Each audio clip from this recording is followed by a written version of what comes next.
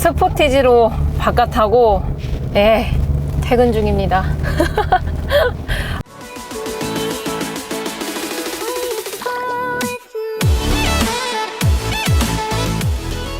방금 전까지는 이제 출근길이라서 뭔가 좀 쌩쌩했는데 벌써 이거 해 뉘엿뉘엿 지는 거 보이세요? 아무튼 뭐 셀토스를 타다가 지금 스포티지로 바깥타서 그런지 제일 크게 와닿는 부분은 승차감. 승차감이 진짜 확실히 좋습니다. 스포티지는 준준형에 들어가기 때문에 막 승차감이 엄청 좋고 막 엄청 막 좋은 차라고 생각이 들진 않는데, 이 소형 SUV 셀토스를 타다가 이 스포티지를 타니까 승차감이 진짜 좋습니다. 지금 약간 노면이 조금 안 좋은 도로거든요. 여기서 아까 셀토스로 탔을 때에는 뭔가 막 좀 약간 시골길을 온 것 같다 그런 느낌이 들었는데, 확실히 지금 또 방지턱인데 스포티지는 승차감이 좋은 것 같습니다.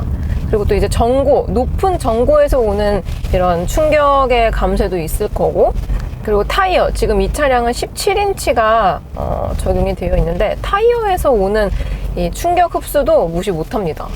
확실히 좀 타이어가 두꺼운 게 껴있어서 그런지 승차감이 좋네요.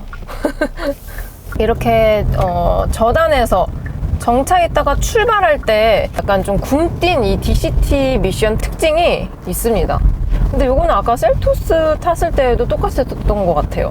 근데 이게 또 이제 공차 중량이 차이가 나다 보니까 이 스포티지가 한 150kg 정도 더 무겁습니다. 그래가지고 이 무거운 중량을 끌어올리려면은, 물론 이제 엔진 매핑도 되고 엔진도 조금 다르긴 한데 이렇게 끌어올려주는 게 셀토스보다는 조금 시간이 더 걸리는 타입인 것 같아요. 그리고 저단에서 급가속할 때, 이럴 때도 살짝 뭔가 이 저단에서 특유의 좀 뭔가 굼뛰는 거, 이거 이런 것 때문에 DCT 미션 안 좋아하시는 분들이 꽤 많으시죠? 저는 DCT 미션 싫어하진 않습니다. 근데 그냥 자동 변속기를 조금 더 좋아해요. 그리고 또 뭐 DCT 미션이 뭐 내구성이 하도 안 좋다 하니까 괜히 막 고장나면은 수리비 어떡하지, 돈 많이 나올까, 막 이런 걱정이 들잖아요. 제발 고장나더라도 막 보증기간 안에 고장나라, 막 이렇게 막 소원을 빌게 되고. 가속 느낌도 셀토스랑 동일하게 엄청나게 시원시원합니다. 그냥 확 끌고 나가줘요. 그리고 그게 있어요. 셀토스는 조금 가볍게 밀어붙이고 그냥 가볍게 통통 튀면서 쏘는 느낌이 있으면은, 이 스포티지는 어느 정도 속도가 올라간 다음에 약간 좀 탄력주행이라고 하죠. 이 무게발로 약간 탄력주행을 하는 그런 느낌도 같이 있습니다. 그래서 연비를 잘 뽑으시는 분들이 보통 이 탄력주행을 잘 하시죠. 저도 이제 탄력주행을 잘 해서 좀 제가 운전했을 때 연비가 잘 나오는 편인데, 오늘 좀 차가 서 있어서 그런지 연비가 12.5km가 나옵니다. 아까 셀토스 탔을 때에도 비슷하게 연비가 나왔어요. 그러니까 셀토스랑 스포티지랑 둘 다 연비 차이가 거의 없다고 느껴지거든요. 가속감도 뭐 비슷하게 잘 나가고. 다른 부분 제동력, 이렇게 지금 브레이크 잘 볼 건데 지금 좀 급하게 잡아서 그런데 이렇게 스무스하게 잡으면은 사람이 많이 쏠리지 않습니다. 아까 셀토스는 조금만 브레이크 페달을 잡아도 뭔가 이렇게 훅 뭐 이렇게 자꾸 막 말 타는 것처럼 뭐 이렇게 계속 갔었는데, 스포티지는 그런 게 없어요. 이 브레이크 담력이 셀토스는 완전 극초반이었다면은 스포티지는 그래도 한 초중반 그쯤에 잡혀 있는 것 같습니다. 저는 이 정도 세팅을 가장 좋아해요. 이게 너무 막 콱콱 잡혀버리면은 브레이크 밟기가 무서워요. 그리고 특히 이 동승석에 누구를 태웠을 때, 그러니까 운전자 입장에서는 내가 차를 컨트롤하니까 언제 엑셀링을 하고 언제 브레이크를 밟고 이게 예상이 돼서 뭔가 이렇게 불편하진 않은데, 동승석에 tas을 때 이 동승객 입장에서 보면 막 자꾸 막 훅 가고 막 훅 쏘고 이러면은 좀 별로 승차감도 안 좋게 느껴지고 그러거든요. 그러면은 막 이제 옆에서 좀 운전을 좀 약간 터프하게 하네, 좀 살살 하면 안 될까, 이렇게 말이 나오는 거죠. 근데 스포티지는 좀 약간 무난무난하게 가니까 동승객 입장에서도 편할 것 같아요. 그래서 확실히 이 패밀리카로 봤을 때 개인적으로 셀토스보다는 그래도 스포티지가 조금 더 좋아 보입니다. 그리고 앞에 차가 정차돼 있어서 좀 이렇게 급하게 브레이크를 잡아도 차가 진짜 많이 쏠리지가 않아요. 만약에 내가 동승객 입장이었다? 그래도 뭐 나쁘지 않을 것 같다 라고 생각이 들어요. 방금 터널에서 사고가 나가지고 살짝 정체가 있었습니다.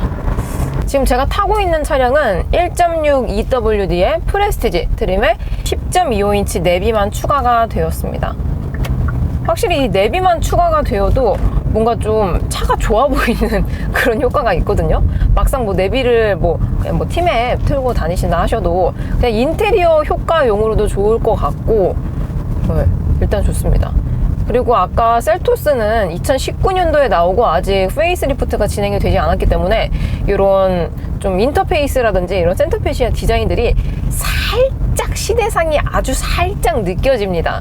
그래서 완전 막 신차 느낌 그런 건 조금 덜한데, 그래도 이 스포티지 5세대는 비교적 최근에 나왔잖아요. 작년 하반기 그때 출시가 됐었는데, 이 12.3인치 이 내비만 추가를 해도 약간 이 커브드 디스플레이 모니터가 이렇게 쫙 나옵니다. 물론 클러스터는 지금 이 풀컬러 클러스터가 아니에요. 기본적으로 안에 있는 4.2인치인가 7인치인가 요 흑백 같아 보이지만 컬러가 들어가 있는 조그만 클러스터와 이제 좌우에는 약간 풀컬러 같아 보이는 그런 착시 현상이 들 수 있는 이런 디지털 계기판이 들어가 있는데, 그냥 요 내비 옵션만 추가해도 충분히 인테리어 효과가 좋은 것 같아요. 셀토스는 첫 차로 많이 뽑으시고 또 이제 이 퍼센테이지 비율을 보면은 여성 오너가 많았는데 스포티지는 그 반대입니다. 남성 오너가 더 많아요. 그러니까 확실히 패밀리카로 쓰기에는 스포티지가 조금 더 나아 보여서 많은 분들이 그렇게 선택을 하시는 것 같은데, 첫 차로 이 스포티지를 타시는 분들도 많으십니다. 제 지인분도 첫 차를 스포티지로 계약을 했는데, 이게 뭐 차가 언뜻 봐서는 좀 되게 덩치가 커 보이고 그래서 뭐 주차가 좀 힘들지 않을까 그런 생각이 들기도 하는데, 막상 타보면은 주차가 또 막 그렇게 힘든 편은 아니라고 생각이 들어요. 물론 뭐 제가 뭐 운전을 하고 다닌 지 오래돼서 그렇게 느낄 수도 있지만, 뭐 이 정도 체급까지는 그래도 주차가 어렵지는 않다고 생각이 듭니다. 제가 생각했을 때 주차가 어렵다고 생각되는 이 세그먼트는 준대형부터인 것 같아요. 그러니까 세단으로 보면은 그랜저부터 조금 힘들어지고, SUV로 보면은 팰리세이드 그 정도 급으로 가면은 조금 뭔가 힘들어지는 것 같습니다. 뭐 GB80 요 정도. 근데 그 아래 급은 그래도 국내 주차 규격에 너무 그렇게 막 많이 뭐 튀어나오고 막 그러지 않기 때문에 적당한 것 같습니다. 그래서 지금 제가 시승하고 있는 이 차량도 차량 총액이 한 2,800 정도거든요. 근데 그렇게 되면 좀 약간 빠지는 옵션들이 많아가지고 한 3,000까지 맞춰서 타면은 그래도 만족스럽게 탈 수 있지 않을까 싶어요. 너무 막 진짜 막 시그니처 뭐 그래비티 막 프로브로가 계속 막 가고, 거기 또 이제 추가 옵션 또 넣고 하면은 진짜 밑도 끝도 없어요 정말. 욕심을 조금 버려야지 나의 미래가 편해집니다. 확실히 지금 이 다리 위거든요. 이런 노면이 조금 불규칙한 곳을 가면은 이 잔여 진동이 조금 많이 올라옵니다. 그러니까 셀토스는 뭔가 다이렉트로 두릉두릉 때려박는 느낌이었다면은 스포티지는 두릉두릉을 좀 이 높은 전고가 한번 좀 필터링 이렇게 걸러줘가지고 이렇게 울리는 느낌이 들어요. 어쨌든 두 차량 모두 막 엄청 편안하고 조용하진 않지만 다이렉트로, 그러니까 뭔가 이제 직렬 연결이냐 병렬 연결이나 그 정도 차이인 것 같습니다. HUD는 셀토스에만 들어가거든요. 그것도 물론 이제 옵션을 넣고 이제 상위 트림으로 가야지 할 수 있는데, 아니 이 준준형, 솔직히 말이 준준형이지 뭐 거의 뭐 중형급으로 커진 이 스포티지에게 왜 이 HUD를 안 넣어줬는지 의문이 듭니다. 충분히 넣어줄 법한데 왜 안 넣었을까요? 그렇다고 이 스포티지를 보는 분들이 셀토스를 잘 안 보거든요. 스포티지 보다가 보통 이제 소렌토로 넘어가는 경우가 제일 많은데, 옵션을 왜 그렇게 짰는지는 저도 잘 모르겠습니다. 그리고 이 초반 엑셀 응답성이 확실히 셀토스에 비해서 살짝은 느려요. 셀토스는 뭔가 밟자마자 알아서 쿵 이렇게 나가는 느낌인데, 스포티지는 밟고 쿵 이렇게 나가는 느낌. 그러니까 한 0.1초에서 0.2초 정도 약간 터보레 같아 보이는 그런 굼띔을 가지고 있습니다. 하지만 속도가 붙은 이후에는 스포티지가 더 잘 나간다는 점. 사실 가고서고 막히는 시내 주행에서는 작은 차가 확실히 유리한 것 같습니다. 뭐 주차에 있어서도 그렇고 골목길에 있어서도 그렇고, 그리고 이런 엑셀 반응, 응답성도 그렇고, 뭔가 이제 골목길에 이제 막히고 이제 약간 좀 짜증이 올라올 수가 있으니까 빨리빨리 가고 빨리빨리 가야 될 거 아니에요. 근데 그런 특성을 가지고 있는 차들은 되게 큰 차보다는 작은 차들이 많습니다. 서울, 뭐 수도권에 사신다 이러면은 작은 차가 조금 더 좋은 것 같아요. 근데 나는 승차감이랑 이런 정숙성 아니면 공간 이런 것들을 포기 못한다 이러면 이제 급을 높이셔야 되는 거죠. 그리고 왠지 모르게 제가 K5 탈 때도 그랬는데, 이런 스포티지나 K5 약간 양카스러운 그런 차들을 타게 되면 왠지 모르게 운전도 그렇게 하게 됩니다. 희한하게. 왜 그럴까요? 일단 뭐 세팅, 이런 엑셀감이라든지 브레이크 세팅 같은 것들이 살짝 좀 뭔가 차가 잘 나가게끔 세팅이 되어 있어서 조금 더 뭐 밟고 막 이렇게 가게 되는 것 같습니다. 실제로도 뭐 그러니까 차가 잘 나가니까 운전도 경쾌하고 재밌어요. 달리면 달릴수록. 왜 밟았는데 차 안 나가면은 좀 화나잖아요. 아유, 왜 차가 왜 이렇게 안 나가나 이런 생각이 드는데, 스포티지는 그럴 일이 없습니다. 약간 K5의 좀 키 크니 버전이 스포티지라고 생각이 들어요. 그리고 가격대도, 가격 바운더리도 거의 비슷하죠. K5랑 스포티지랑. K5도 옵션 좀 놓고 하면은 3천만 원 정도 되거든요. 이제 거기서 욕심을 좀 더 부리면 이제 3천이 넘어가긴 하는데, K5도 제가 생각하건대 3천 미만으로 견적을 끊는 것이 가장 합리적인 선택이라고 생각이 듭니다. 스포티지도 그래요. 3천 이상 가면 너무 비싼 감이 있고, 3천, 딱 3천 정도로. 차 가격이 점점 비싸져서 진짜 차를 구매한다는 것 자체가 이제 부담으로 느껴집니다. 거기에 이제 뭐 보험료라든지 세금이라든지 이런 것들이 더 추가가 되니까, 이러다가 아주 이제 차는 다 이제 렌탈을 해야 되는 시대가 올지도 모르겠네요. 지금도 뭐 장기 렌탈이나 아니면 리스 이런 프로그램들이 너무 잘 되어 있어서 굳이 내 이름으로, 내 명의로 차를 이렇게 소유하고 있지 않으신 분들도 정말 이제 많이 생겨나고 계십니다.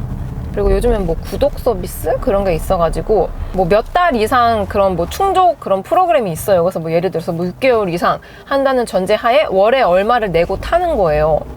활용 용도에 따라서 조금 다를 것 같은데, 차를 그냥 무난하게 그냥 오래 탈 목적이면은 그냥 이제 내 명의로 타는 게 좋을 것 같고, 뭔가 좀 이렇게 바짝 열심히 타야 되겠다 그런 목적이면은 그럼 뭐 장기 렌트라든지 아니면은 뭐 리스, 뭐 구독 서비스 이런 것들도 나쁘지 않다고 생각을 합니다. 진짜 퇴근 시간이라서 좀 길이 막히네요. 오늘 이렇게 그돈씨 시리즈 2탄 셀토스 vs 스포티지를 했습니다. 제가 본편에서는 스포티지에게 손을 들어줬는데, 진짜 이 차 급에서 오는 이런 차이는 진짜 무시를 못하는 것 같습니다. 아무리 뭐 깡통 대 프롭, 막 프롭 대 깡통, 뭐 깡통끼리 비교해도 이 차급에서 오는 정숙성과 승차감과 공간은 어떻게 할 수가 없어요. 어떻게 할 수가 없습니다, 정말. 여러분들은 퇴근 중이신가요? 오늘 하루 정말 힘드셨죠? 고생 많으셨고, 저는 그럼 다음 본편 리뷰 때 뵙도록 하겠습니다. 그러면은 좋은 밤 되시고 안녕. 저는 갈게요. 안녕.